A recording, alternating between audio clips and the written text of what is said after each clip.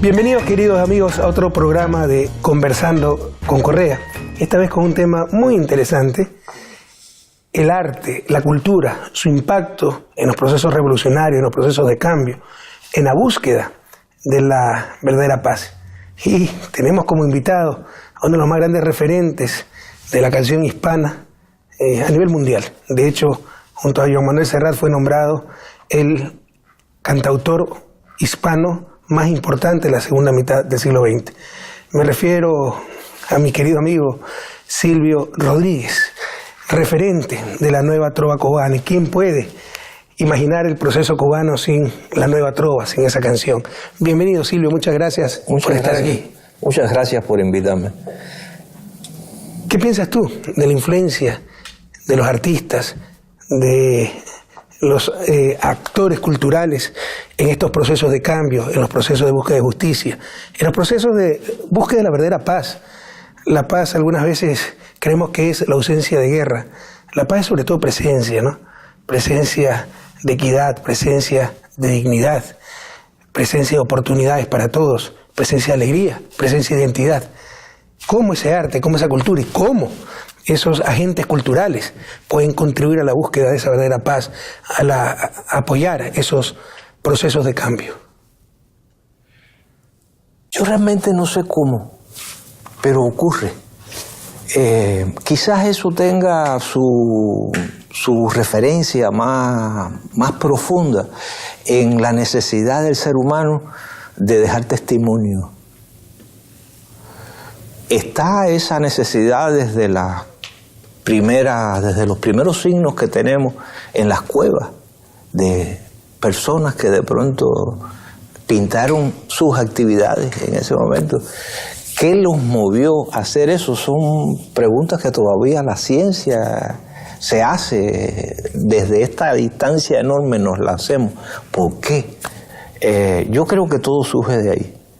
Y lógicamente los procesos revolucionarios, que son siempre apasionantes y que porque revuelven la realidad, la cuestionan, hacen avanzar el mundo en diferentes direcciones, no son ajenos tampoco a la actividad artística. Ya ahora en estos días más compleja, porque está desde, no sé, la fotografía, el cine, la literatura, la poesía, la danza, la canción, etcétera, etcétera.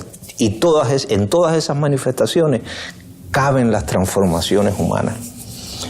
Y pueden ser usadas por artistas conscientes, por artistas que además de querer dejar su testimonio como seres humanos, quieren comprometidamente hacer un aporte a esa cosa apasionante que está sucediendo en su realidad. Tal vez con esa sensibilidad especial que tienen los artistas, sobre todo los artistas comprometidos, no es que encuentran un espacio mucho más natural para desarrollar su arte en todas sus expresiones, ¿no? Artes plásticas, artes vivas, la música. Y para mí la música es el mejor invento de la humanidad, ¿no? Y si Diosito me diera el privilegio de nacer de nuevo y concederme un deseo, le pediría ser buen músico, porque yo nací medio sordo de la oreja izquierda y sordo y medio de la derecha para la música, ¿no? No digas eso, pues si yo te he visto cantar a ti innumerables ocasiones. Era el único abuso de poder que cometí de vez en cuando. Y como era presidente, qué lindo que canta presidente, esa no me la creo. Yo sé que no tengo voz, no tengo ritmo. Lo único es que me sé todas las letras. Pero esa era la maldición de mis amigos en las peñas, porque era una que no se sepa Rafael y me sabía todita. Pero en todo caso, me decían... Es proverbial que tú te sabes todas las canciones del cancionero latinoamericano. Pero bueno, en todo caso, los artistas tienen una sensibilidad especial, eso es claro. Sobre todo aquellos artistas no mercantiles, ¿no? Los que desarrollan su arte por vocación, ¿no? No es una profesión, es una vocación. Entonces, no es que encuentran un espacio más natural a sus inclinaciones, no es que encuentran inspiración en estos procesos de cambio, y ese es uno de los motivos por los cuales se nota cuando existen estos procesos, cubanos, chilenos, a alguna distancia el ecuatoriano, que hay este desarrollo, por ejemplo en este caso que estamos hablando, el nuevo canto chileno, la nueva trova cubana. La nueva canción argentina también. Sí, con Cafrune, toda esa gente. Exactamente, Jorge Cafrune.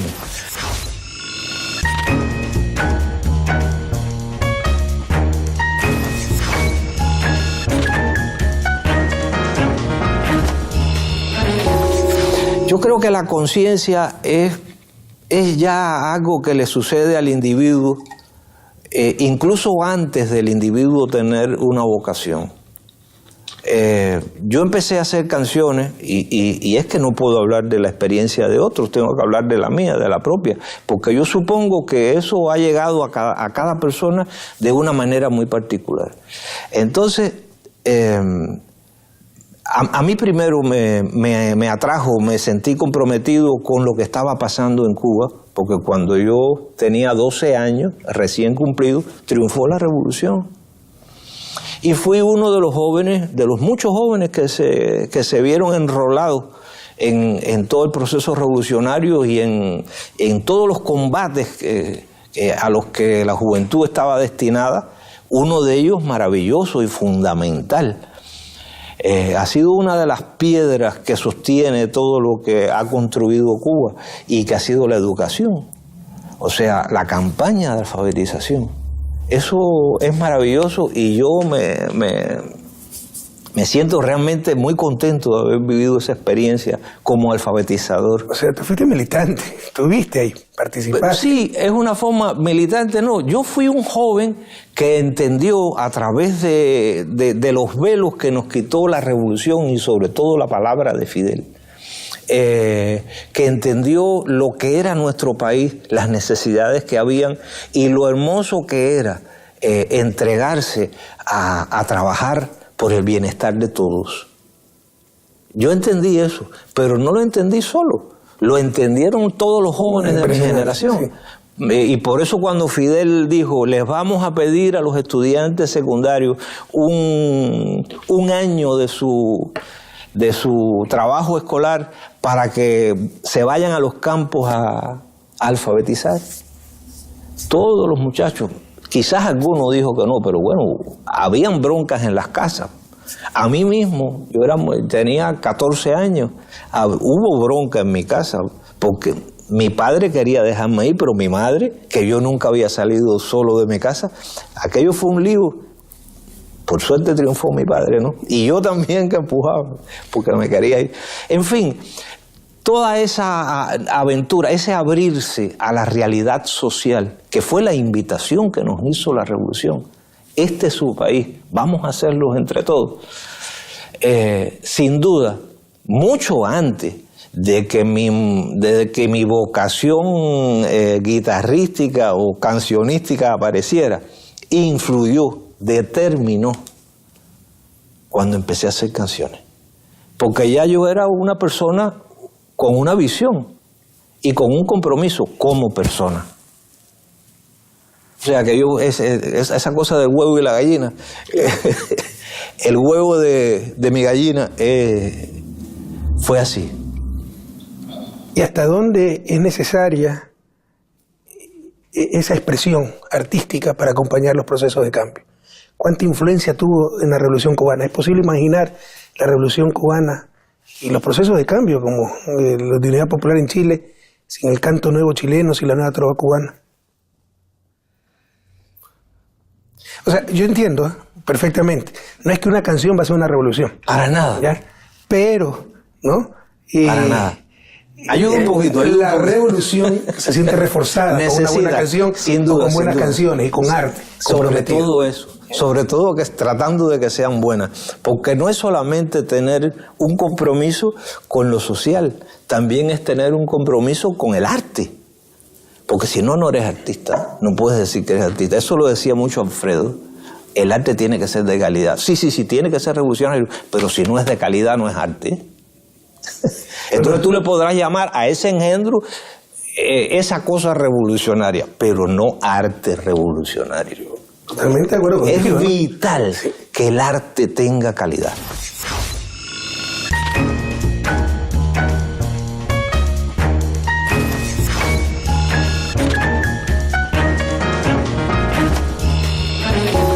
Pero bueno, ya yendo a ejemplos más concretos, también tú, bueno, te decía que siempre fuiste militante, de los 12 años cuando triunfó la revolución, te preocupaste, te ocupaste, sí, te involucraste. Me involucré, y sí, en alfabetización, en el servicio militar, ¿no? No, y en la milicia. En estos mismos días, que son días de abril, yo me hice miliciano el 15 de abril de 1961. En mi escuela, cuando atacaron las bases de aquí de La Habana, de San Antonio de los Baños, que es mi pueblo. Claro, pues tu pueblo fue bombardeado. Exactamente. En la invasión de Bahía Cochino. Exactamente, 3 días antes. Y Santiago de Cuba también, que fueron los 3 aeropuertos que atacaron. Ese mismo día que se armó la rebambaramba en mi escuela, yo estaba en 2º año de secundaria básica, y ahí nos organizamos entre 2 o 3. Yo estaba contando en estos días en mi blog que aquello fue tan increíble, porque enseguida llegó alguien con un Mauser y nos dijeron, pusieron unos sacos de arena delante de la escuela y dijeron, ustedes tienen que cuidar la escuela, la tarea de ustedes es cuidar la escuela. Imagínate. Entonces nos sentamos ahí con el Mauser aquel. Con 14 años, ¿no? Sí. Increíble. Y nos sentamos con aquel Mauser. Me acuerdo que mi primera guardia la hice porque el muchachito que estaba sentado con el Mauser, llegó el padre a ver qué era lo que estaba pasando, que el muchacho no regresaba a la casa, y cuando lo vio con el fusil aquel, lo agarró por la oreja, puso el fusil arriba y se lo llevó para la casa. Así eran las cosas. ¿Y sabía disparar? No, sabía disparar. ¿Y quién es usted, culicagao, para estar con un fusil en la que...? Y entonces era así. Así nos hicimos hombres de un día para otro. Aquella cosa que digo en una canción, del niño que se arranca los juegos de un tirón. Eso fue lo que nos pasó a nosotros. La realidad nos obligó a dar un salto para el que muchos todavía no estábamos preparados, pero que bueno, tuvimos que empinarnos y ponernos a la altura. Presidente, estaba conversando eso, de tu militancia, de tu involucramiento, y luego te embarcas en el Playa Girón, de tu espíritu aventurero. Sí, ahí lo de Playa Girón es la cosa del isleño. El isleño siempre tiene la interrogación de qué es lo que hay más allá. Y eso coincide con que en Cuba, por razones de desarrollo económico, se crea la flota cubana de pesca. Que nosotros, un país rodeado de mar, pero no teníamos una flota de pesca organizada, porque eso no se veía así. Y en aquel momento se crea la flota cubana de pesca, se reclutan a miles de jóvenes, se meten en los barcos y se lanzan a los jóvenes a los grandes pesqueros internacionales, zonas de pesca, que se le llaman pesqueros. Y ahí se metían meses, a veces años. Y entonces, que era un trabajo heroico, habían algunos que se volvían locos. Y yo me entero de eso y le digo a un amigo, ¿por qué no me ayudas a montarme en un barco de eso? Y yo voy y le canto a la gente allí. Y bueno, eso se dio y maté 2 pájaros de un tiro. Por una parte ayudé a los pescadores entreteniéndoles sus noches, y por otra me maté la incógnita de ver qué era lo que había un poco más allá del horizonte. Y te falta algo sumamente importante, porque estuve leyendo al respecto, y en 4 meses, 120 y pico días, hiciste más de 70 canciones. Hice unas cuantas. ¿Y en qué espacio podías escribir, pensar, retirarte? Yo compartía mi camarote, es decir, un pescador compartía su camarote conmigo. Yo no compartía nada. Yo era un extraño que llegué ahí. Él dormía abajo y yo arriba. En fin, así, cuando él se iba a trabajar, yo me quedaba solo ahí con una grabadorita pequeña que me había prestado un amigo, y ahí con 3 casetes de 90 minutos, y ahí grabé todo lo que se me ocurrió. Escribí muchísimo. Si mal no recuerdo, también Ojalá, ¿no? Que es de mis canciones favoritas. Ojalá la escribí. Qué preciosa canción. Ahí escribí, introducción en guitarra. Ahí escribí Ojalá, y ahí escribí una canción que a mí me gusta y que siempre la considero que es algo que de lo que he hecho que vale la pena, que es Playa Girón. Claro, Playa Girón. Que es Playa Girón. Por lo que dice. Sí.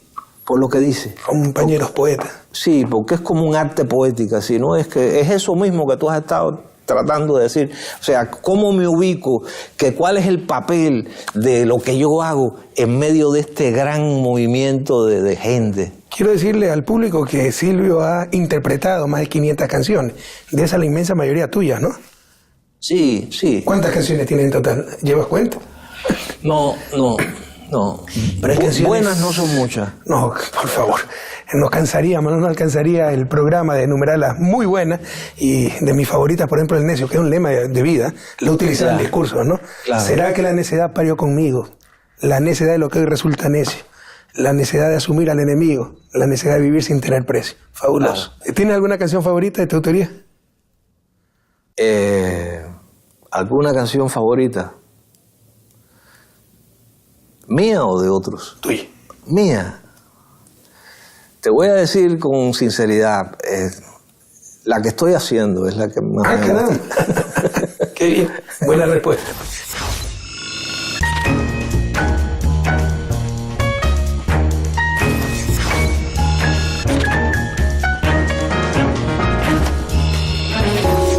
Alguna vez me lo explicaste en alguna conversación que tuvimos, pero para que el público sepa, ¿no? Las leyendas urbanas. Que unicornio lo escribiste porque tenías un blue jean, un pantalón jean que de marca, unicornio azul, que lo habías puesto a secar, se te lo robaron y por eso escribiste mi unicornio azul. Eso ayer se me perdió. En realidad. Es un mito urbano. En realidad, eso lo dijeron de la canción y me lo han repetido tantas veces que yo acabé asumiéndolo. Exactamente, como hay gente que me dicen que me conocen de la prisión, por ejemplo, y que vienen convencidos, no, estuvimos juntos en tal lado, y cuando yo digo, yo nunca estuve preso, me dicen, no, yo te entiendo. Entonces ya cuando alguien viene... Pero aclaremos, es falsa esa leyenda urbana, ¿no?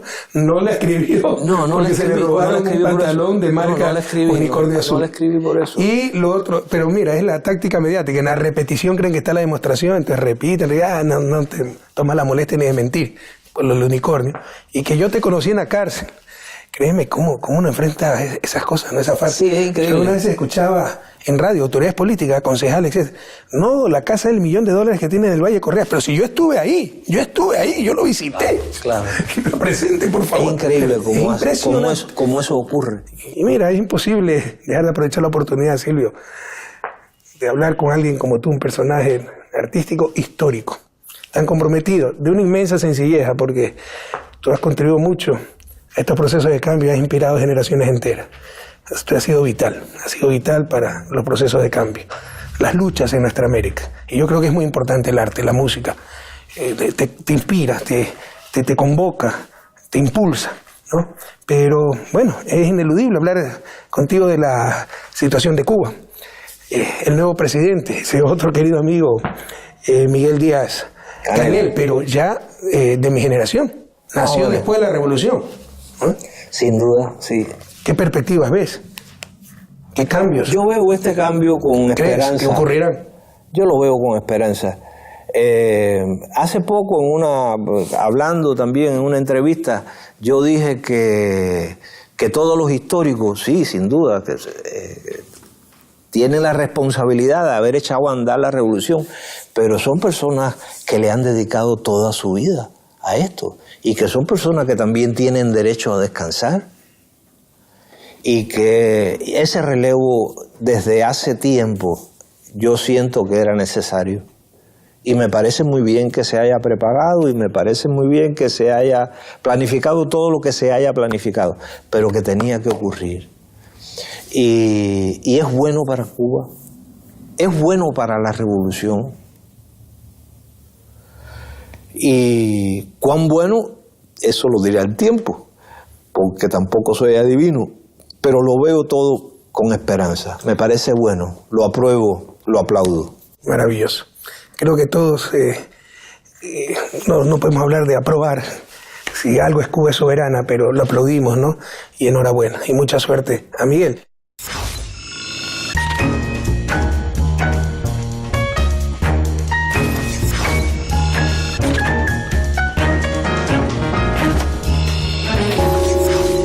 Te voy a hacer un ejercicio que yo detesto que me lo hagan a mí. Me voy a vengar de la tortura de ciertos periodistas. Además del ping-pong, que te dan una palabra y tú tienes que decir qué piensas. Te voy a dar nombre, pero no te quiero poner en esa presión.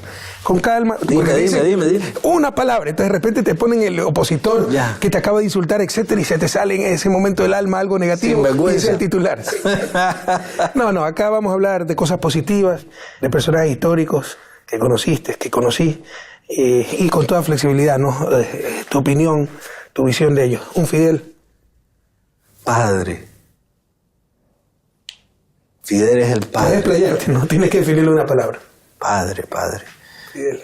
Imagínate la suerte que he tenido de nacer como canta Alberto Cortés, que puede conocer a Fidel, ¿no? Y hablar varias horas con él en varias ocasiones. Raúl. Hermano. Raúl, qué bueno que es Raúl. Es que es impresionante la imagen, cómo quieren distorsionarla muchas veces, ¿no? Raúl, ¿Qué tipo más afable, Raúl tiene más cosas que yo admiro mucho. Más comprensivo, perdón. Su capacidad autocrítica es tremenda y nos da una lección a todos constantemente. Lo que algunos no la quieren oír, algunos la soslayan. Personajes continentales, Pepe Mujica. Ese es una persona entrañable, ese es un hermano. Es un filósofo. Un filósofo. Hugo Chávez. Era un iluminado, Chávez. Era un hombre inspirado. O sea, la visión estratégica de Chávez era impresionante. Y su visión geopolítica, increíble. Él anticipaba los acontecimientos como Fidel. Increíble. Lula da Silva.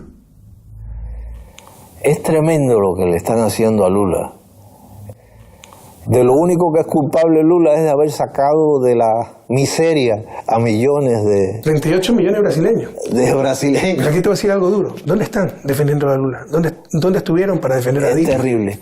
El problema es que evidentemente no solo basta con sacar de la miseria a la gente, hay que explicarles por qué. Hay que crearles conciencia de lo que se está haciendo por ellos y por qué, y de lo necesario de que ellos se comprometan con las ideas. Si no ocurre esto. Pero es difícil muchas veces, ¿no? No, yo sé que es difícil. Nos piden que seamos políticos, líderes espirituales, que cambiemos la naturaleza humana. A veces no se puede, ¿no? Y el proceso cubano fue un proceso, aquí la gente tiene una conciencia política impresionante, pero fue un proceso muy peculiar. Y claro, fue durísimo. Y unas decenas, un puñado de locos que enfrentaron todo un ejército, ¿no? Y una persona que durante décadas se paraba casi todos los días delante del pueblo a explicar las cosas. Pero la burguesía dejó Cuba y aprendieron la lección. Y dejaron Cuba, me contaba Fidel. Sí, la dejaron porque pensaban que se caía los 6 meses. Hasta la ropa en los armarios, creyendo que esto era una cuestión de meses y iban a regresar, ¿no? Por ejemplo, en el laguito. Pero aprendieron la lección. Ahora se quedan y tratan de destrozar desde adentro con sus medios de comunicación y son mucho más mortíferos, ¿no? Entonces es duro decirle a la gente, bueno, el caso de Venezuela, el caso de Ecuador, ustedes salieron de la pobreza y como les acusan de reprimir a los medios, además. O sea, es impresionante la doble moral, el doble estándar y la psicología proyectiva, no te acusaban de lo que ellos practican.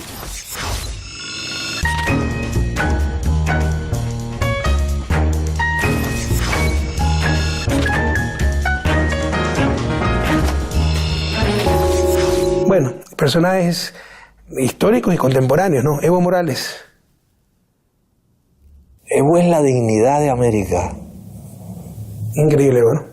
Es la dignidad americana. Y su inteligencia natural, como la de Lula. Sí, a mí Evo me recuerda mucho, cuando veo a Evo y cuando lo veo hablar, me recuerda mucho a Guayasamín. Interesante. Yo no pude conocer al maestro Guayasamín. Ave María. Y murió cuando yo estudiaba en Estados Unidos. Ave María, te perdiste. Pero con la familia, los hijos somos muy cercanos, siempre nos apoyaron. Te perdiste a un tipo maravilloso. He leído lo que escribió, lo que decía. Conocer a Guayasamín me encanta. Conocer a Guayasamín era conocer las malas Guayasamín, las miradas. Las entrañas de América. Era una cosa así. Estaba muy conectado con lo telúrico americano. Y a mí me parece que a Evo le pasa lo mismo. Es una de mis grandes frustraciones, no haber podido conocer y ser amigo del maestro Guayasamín. Sí soy muy amigo, bueno, amigos, y siempre nos apoyaron de Te hubiera amado Guayasamín. Y tampoco pude conocer a García Márquez. Había un mutuo respeto, admiración, pero nunca nos pudimos encontrar. ¿Qué cosa? No lo pude encontrar. ¿Qué cosa? No lo pude conocer. Bueno, un último personaje de ese histórico, José Martí. José Martí. José Martí. Entiendo mucho a Martí a través de algo que dijo José Lezama Lima, de él. Ese misterio que nos acompaña. Porque como una persona que apenas vivió en Cuba pudo estar tan poseído del espíritu de Cuba durante toda su vida, al punto que llegó a convertirse en el símbolo más grande de Cuba. Es extraordinario, ¿no? Es su testimonio, ¿no? Como el Che. Y te iba a preguntar del Che. Aunque dije que era el último personaje histórico sobre el cual te preguntaba José Martí, porque el primero en las ideas, el primero en el trabajo y el primero en el frente de batalla, poniendo el pecho a las balas. Qué cosa. Por cierto, yo siempre te tuve mucho aprecio, Rafael, pero cuando te secuestraron, la actitud tan recta, tan viril que tuviste, realmente, no a mí solo, te nos creciste mucho, a todos. Omisión imperdonable, cerremos con broche de oro. ¿Qué es para ti Che Guevara? Para mí el Che es un ejemplo de dignidad humana. Por eso le escribí una canción que se llama Hombre, sencillamente Hombre. Desciende a mi ciudad tu ejemplo. Hombre. Ojalá que ese ejemplo nos inspire a todos, porque podemos estar de acuerdo, en desacuerdo con el Che, pero qué hombre más auténtico, qué hombre más coherente, qué testimonio de vida. Ni más ni menos. Muchas gracias, Silvio. Mucha suerte para ti, mucha suerte Igualmente. Para nuestra querida Cuba, para su nuevo gobierno, para Miguel. Mucha suerte para Patria Grande. Sí. Y a ustedes, queridos televidentes, hasta el próximo programa de Conversando con Correa. Si no creyera en la locura, Es muy latinoamericana. en la garganta del sinsonte. Pero sinsonte, ¿quién sabe lo que significa sinsonte?